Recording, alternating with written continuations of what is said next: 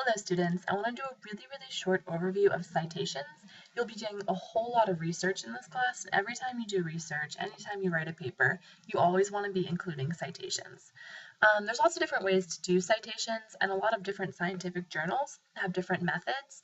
APA, which actually stands for American Psychological Association, is probably the closest to the way a lot of different science journals do citations, and so that'll be the type of citations we use in this class.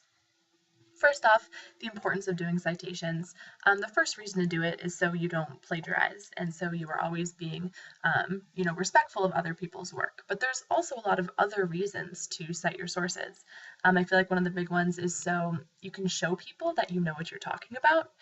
So when you're able to include references from a well-known expert in the field, it really looks good for your paper.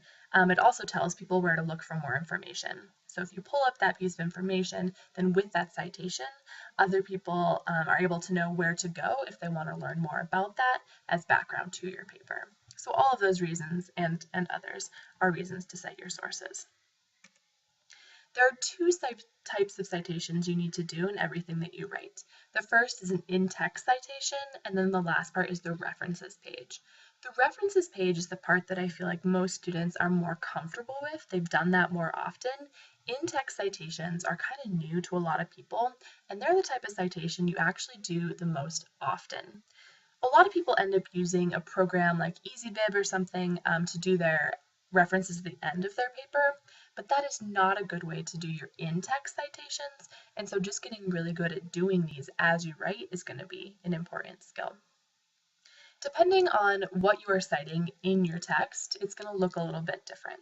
So the first thing you could do is include a really short quotation. So say you read something and the way that they frame it is really good. And so when I use their words, word for word. If you do that, you just put quotes around what they say, and then you have to cite it. There's three things that have to be in that type of citation: the last name of the author, the date of the publication, and the page number where you found that information. So an example could be like these three examples here.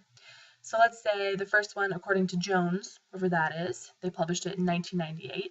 They had this really great quote that you wanted to use. Students often had difficulty using APA style, especially when it was their first time. Then I said page 199.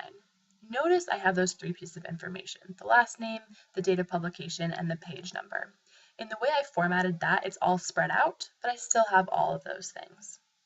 In that second version, it's the same sort of thing. I quoted it and then I asked my own question afterwards, but I still had the author, the date, the page number.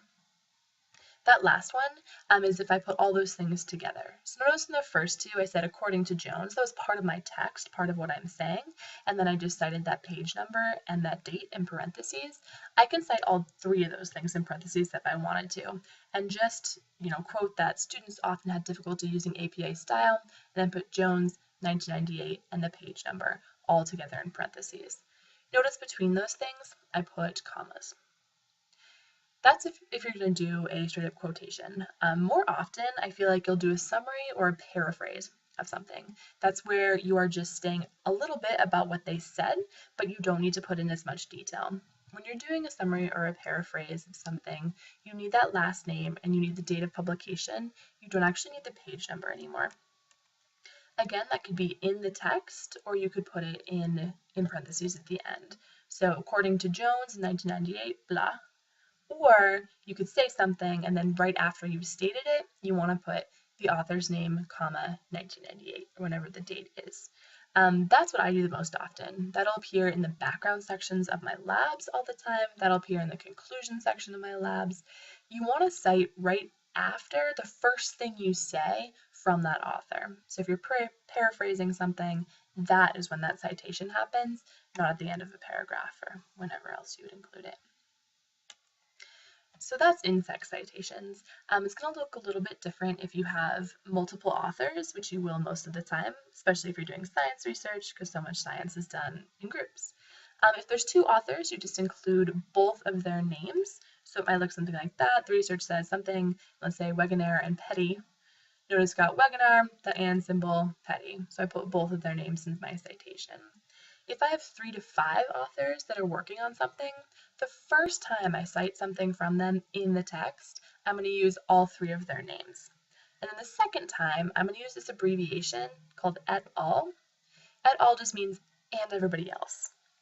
So the first time I said it, maybe it was like Curtis, Cornell, Sun, Berry, and Harlow in 1993. Then the second time I say it, I just say Curtis and everybody else, or et al. Notice et doesn't have a period, it's a Latin term, and all stands for ALL, and so it does have that period, just AL period, because it's an abbreviation. So Curtis et al. In that year. If you have 6 or more authors, which happens a lot in science, you're only going to cite the first one in text and then use that et al. Terminology. So Harris et al. And then the year. Okay, then you get to your reference list. Reference list occurs at the very end of your paper, and that will be referring back to everything you cited in text. So say you cited someone's name in text. If someone really wants to learn more about that citation, they're going to turn to the reference list at the end. They have to be able to find the right reference based on your in-text citation, and then that reference will let them find the original. One of your best resources ever is going to be owl.english.purdue. If you just type into Google APA formatting, this is one of the first things that's going to come up. It is an amazing tool because it talks about all of these different details and how to do these different styles, and it's updated a lot. And so APA changes occasionally, and this is going to be something that helps with that. Notice when you go to this, onto this left-hand side, there's all of these different types of things you can do. It's got some information on reference lists for a bunch of different types of sources, because different sources have slightly different ways that you'll cite things. My suggestion is whenever you're doing the reference list, come here, look at some of their examples, and work from there. The type that we will cite the most often is going to be periodicals like journal articles or magazine articles, newspaper articles, books, and then probably the most often is going to be web pages. And all those have slightly different citation styles that I just want to walk through super quickly. With periodicals, you're going to start always with the author. You do their last name and then comma and then their initials if they put them in their original piece. So if they just say, I'm like, my name is Keisha Steenson, then I'd be Steenson, comma C. If I said my name was Keisha Marika Steenson, then I'd be Steenson, comma C.M. Does that make sense? So I use as many as they originally include. So put the authors in, you'll go to the year. It's going to be an important piece. You're always going to want to know the year. That's the stuff that would be in your in-text citation. The rest of this is extra. You'll do the title of the article, period. Title of periodicals, comma, volume number, and then issue number. Notice those things are in parentheses. If you're writing it by hand, you underline that because you can't do italics. That's what I meant to say, italics. You can't do italics by hand, and so you'd underline that. And then any pages that you get it from. So whenever you're reading something, those are all things that you need to jot down so you don't forget that. You don't have to look it back up when you're finally doing your reference list. Books, same sort of thing. Author last name, comma, their initials, the year it was published, the title of it. If there's a subtitle, you put a capital letter there as well.